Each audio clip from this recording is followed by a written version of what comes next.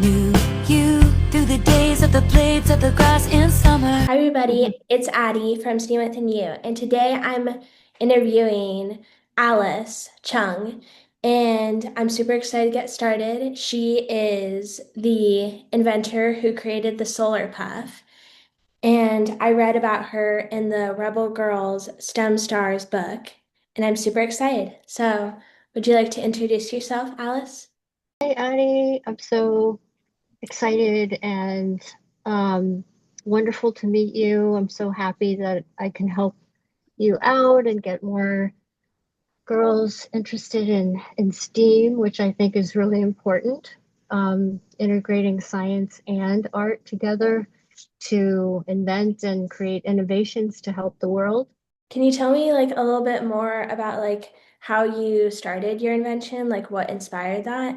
So when my son was born with asthma, we would be going to the doctor's office all the time, and there were so many kids with asthma and eczema and autism. And, there's a saying, a worried mom does better research than the FBI. Yeah. Well, that was me. And when I did the research, 1 out of 4 children have asthma in New York, which is 40% higher than the rest of the country. And Wow. it's due to the pollution in the air caused by buildings. So the air conditioning, heating, computers, lighting, all of that creates 75% of the pollution in the air, not the cars in New York, in urban areas. So that's when I decided to focus on solar energy. And I was also teaching at Columbia University, and I was teaching material technology as well as architecture. And so I focused my research on solar energy, and early on, I was sewing solar panels to fabric and thin film substrates because the trend in material is that everything's getting thinner, lighter, faster, and stronger. And so when the Haiti earthquake happened, I quickly turned my studio around at Columbia to be an innovation studio to help Haiti because there were so many natural disasters happening more frequently. And I decided it was time to try to do something to help. And so through this innovation studio, we researched how Haiti is really a microcosm of what's happening globally. And that people that are living on $3 a day are spending 30% of their income on kerosene, which is a deadly toxic fuel. And in countries like South Africa, there's 200,000 house fires due to kerosene. There's 2 million children that die from the toxins of the smoke and inhalation of the fumes from kerosene lanterns. And I researched every single solar light on the market, and they were all heavy, hard, bulky, polycarbonate. It's not recyclable. And I researched lightweight materials and finally found this sailcloth material that is has a triaxial weave, and the weave actually gives it its strength. And since it's a sailcloth, it's soft enough to fold. I grew up doing origami and decided to design all of our products with origami. Um, and they fold, flat pack, and then pop open into a form. And the solar puff is a cube that flat packs into a very flat polygon. And so I made about 500 by hand with a glue gun and duct tape. And I went to the plateau, the central plateau of Haiti, and passed them out to women farmers. And this one woman farmer who had 5 children, a one-room house, said that she couldn't afford the glass to go around her kerosene lamp. And that when I gave her my solar puff, she said this was a gift from God. And all of the women started singing and dancing and praising God. And that's when I decided that I would become a social entrepreneur at that point, because I knew that this was going to help people, that people could save money. Like if there's not spending money on kerosene, they could use that money for food, for education for their children, to start a a job opportunity. So that was the beginning, and then I basically we started to a Kickstarter in 2015. I did 3 years of field testing in Haiti, and the first the first year actually, when we went to Haiti, we were it was 110 degrees. I was invited to a Green Tech Expo, and I had a taped up, glued up prototype of the Solar Puff. And in walks President Clinton and the president of Haiti. And Bill Clinton comes over and says, "Oh, this is amazing. Everybody, come over here. Come look at this. Tell them what this is."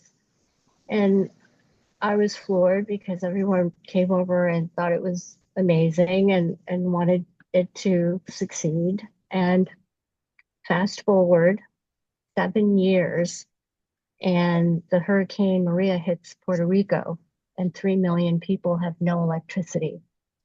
And we were able to get over 100,000 lights to Puerto Rico to help with humanitarian aid. It's incredible that you did that. That is so inspiring because I always look up to women that have done that, and I love that that they like wanted to help you succeed with your invention and that you made such a big impact. Thank you. And I hope that it inspires you to do something too. And I'm there for you if you are going to be doing something. Thank you. Okay, my next question is, what would you say the best piece of advice that you've ever received, and how did you use it in your life? Well, becoming an entrepreneur is very challenging. It's not easy, and especially when you have a purpose or a mission in mind to help people, and it's not just about money. It's very hard to convince people to invest. So there's a saying that I got from one of my professors when I was in architecture school, and it was the risk of doing nothing is greater than the risk of being wrong.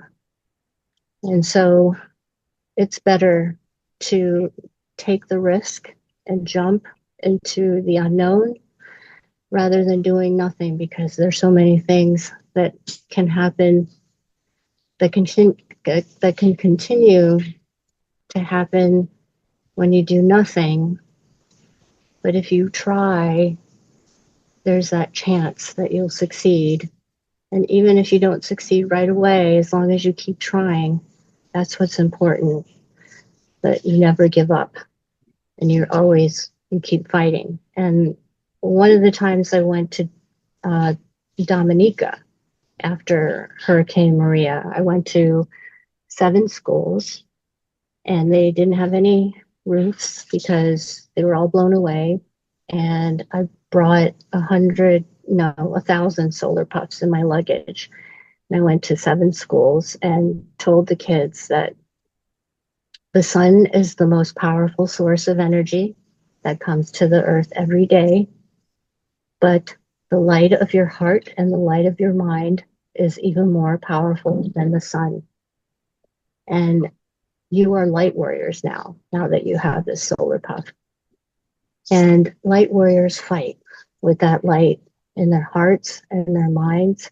And as long as you keep fighting, you can achieve anything. And the other thing that light warriors do is that you never give up. As long as you never give up, you will eventually always succeed. I love that. That's so amazing. And that is so inspiring. And I love that you told these kids that like just went through hardship and that they basically just had like the roof off of their school blown away, that you told them that because that is so inspiring that they that tells them that they can like do whatever they want. They can reach for their dreams and they can reach for the stars and reach their Mhm. goals. I'd have to say, what is your favorite, like, because on my like blog, I talk a lot about STEAM, which is Mhm. like you know STEM, like science, Mhm. technology, but like STEAM is like incorporating art. But like Mhm. related back to STEM, what would you say your favorite part of STEM is? Um, I guess the science behind it, that there's data and, there's a saying that there is truth in data. And I believe that immensely, that the more research that you do, the more powerful um, the innovation can be, the more applicable it can be to real situations. And that, anyway, I think that science is actually, if you look at the etymology of technology, techne and logos, logos means logic, and techne actually means joint or art. And so the origins of technology actually mean the poetics of making. And art is about, also the etymology of art deals with the concept of joint. And so art, I think, is important in that it joins so many different disciplines together through both science and technology. Because even in music, you have technique, you have your imagination and the notes and the music itself. But you can't have science without art. You can't have architecture without science and art. So I think that it's um, so important that we tap into imagination and your creativity in everything that you do, because all humans have an incredible gift of imagination as soon as they're born. And I think it would be detrimental if we weren't able to tap into that creativity and your imagination. So I believe in STEAM, in what you're doing, Addie. Thanks. Yeah, I love what I'm doing. I've grown so much through it, and I think it's so cool ever since I heard of STEAM and I was like, "Oh, I want to write about that." I think that's really cool. And I love what you're Good. saying, like using your imagination, because it is a really powerful thing. It helps us like design buildings and like our like humankind, like our imagination has been like we've taken inspiration from so many other things that has allowed us to build skyscrapers and like Hmm. design rockets to reach the stars. Absolutely. And you know what? The other thing is like being an inventor, the mother of invention is, do you know who the mother of invention is? It's necessity. Okay, And the daughter of invention is curiosity. that's so cool. I love that. And those are two female characters. And but in the United States Trademark and Patent Office, only 13% are women inventors. So I think there's an opportunity for young girls and women, more young girls and women, to become inventors and own that inventorship. As girls, we have a chance to shine like through Mm-hmm. inventing things. And I think it's so cool because as an inventor, you can make anything you want. Like you can Mm-hmm. make your mind run wild and you can draw, you Mm-hmm. can like make anything. You're like Mm-hmm. making magic out of nothing. Yeah, So cool. I think you're so right. But you also have to keep in mind um, that even the simplest things are actually very complex, Yeah. and that to have those dreams is so powerful and to keep focused on those dreams, but it also takes a lot of dedication, perseverance, grit in order to achieve your dreams. And it doesn't come from just wishing it to happen. It has to do with a lot of sweat and a lot of focus and a lot of very hard work.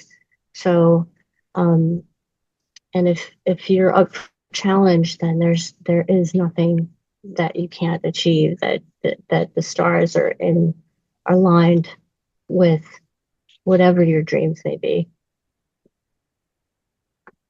That's so powerful because truly, like you were saying, if anyone wants to do what, like, it has to be achievable, but like you can achieve any of your dreams, but you have to definitely, like you're saying, put in the sweat and work into Hmm. making that come true. Hmm. You can't just Yeah, like put it in someone else's hands. Like you have to take right. it and Hmm. make it your own. Right, right.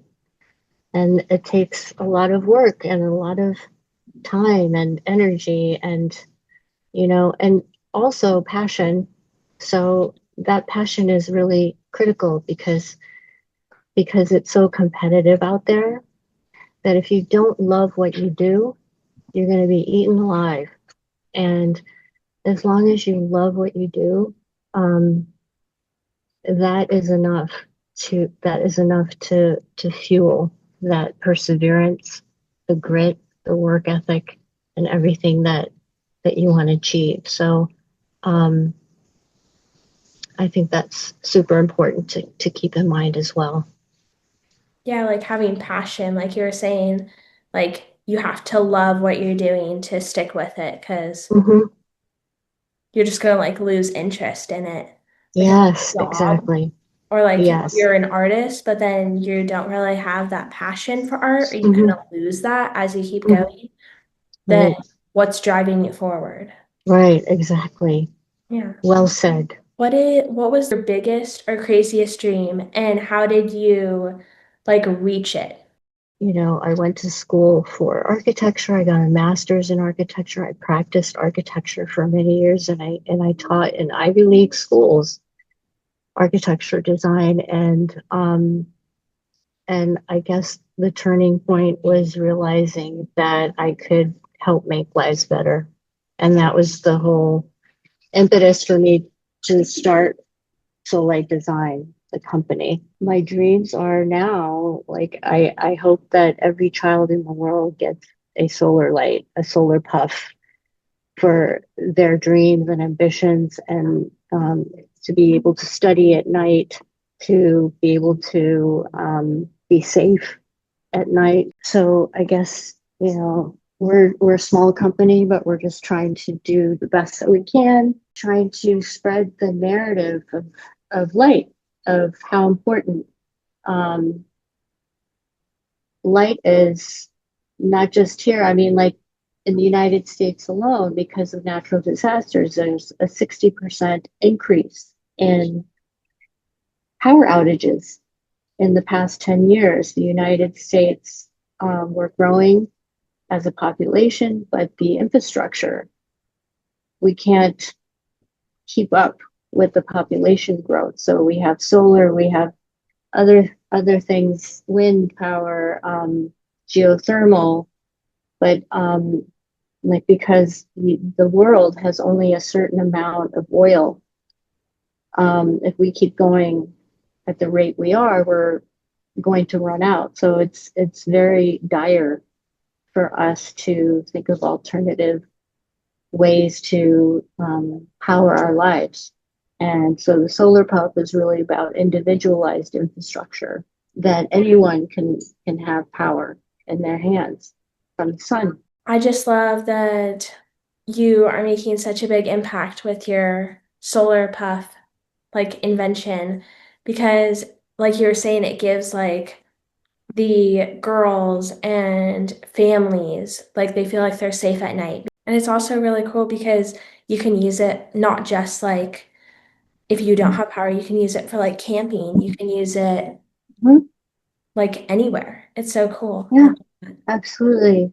Yeah, we sell to the camping and outdoor industry in the United States and Europe, but our mission is really to help in disaster zones or war zones. So I've been to Ukraine twice to deliver lights to children in hospitals and refugee camps. So, um, but here in the United States, it's perfect for, I think every home should have at least two, because we're getting more and more power outages, but also it just gives a nicer ambiance at night. You don't have to tap into the grid to have light. You can have mood lighting. And then I also like it because it's like it doesn't really affect the environment. Because in my physics class, and Hmm. we're like learning about climate change, and like that was a unit we were covering, and like all everything else, like the non-renewable Hmm. like energy. It was talking about how like bad it is for the environment, like Hmm. oil, especially Yeah. like you're saying like kerosene, and Hmm. like how it's just like destroying our environment, and how we need to go back to like water, and especially the sun, because that's like Hmm. what creates all the power. So like Hmm. using the thing we've had for centuries ever since the earth was created. And then my next question, because I read about you in this book, the Rebel Girl STEM Stars. Did you know that you were put in it? Actually, no, I didn't know I was in a book. I remember doing the interview with them. Yeah. But I guess she might have mentioned the book, but I don't remember. But that's super cool that you found me through that. That's so awesome. I had another question. Are there like anything else that you're like coming out that's new from your SolarPuff company? Like, do you have any other ideas for like stuff that could help the environment? So, so one thing that happened through my trips to Ukraine is that we have a multicolored solar light, which has six different colors. And during Hurricane Maria, it was used by healthcare workers to help children with PTSD. He said this healthcare worker told me they were using them, and it, like, the blue light helped the children sleep better at night. They used the colors for games, and it really helped them with anxiety and depression after Hurricane Maria. And so when I heard that the children had PTSD in Ukraine, I that's when I decided I would go to Ukraine and bring the colored solar puffs to them. And after my trip and I delivered all the lights, the child psychologists from the hospital said to me that the data came back, and the data told me that 84% of the children were able to sleep better at night. 74% of the children were able to battle negative emotions when they went into the bomb shelters. And um, with that data, I went to my friend at Harvard Medical School, who is the director of Emergency Trauma Center at Mass General. And he he and I and his team and another lighting professor were doing a grant to do a clinical study at Mass General in the trauma department on how the color light therapy can help people with depression. So that's what we've been working on. That's cool. I think that's interesting how just like different colors like Hmm. around you can affect your mood so much. Yes, yes. It affects the circadian rhythm when you see different colors, and also, like the lights that we have now for seasonal depression are actually what I think is, I believe that they're actually too strong because they're trying to mimic sunlight, but we don't need that intensity for calming our nervous system. And in fact, red light is actually good for calming the nervous system and anxiety. Blue light is good for depression. green light is actually good for migraines. And so there's a lot out there in the beauty industry that is using LED colored light for muscle therapy and um, wrinkles and collagen production, but there aren't that many studies on how colored light therapy can be good for depression and anxiety and PTSD therapy.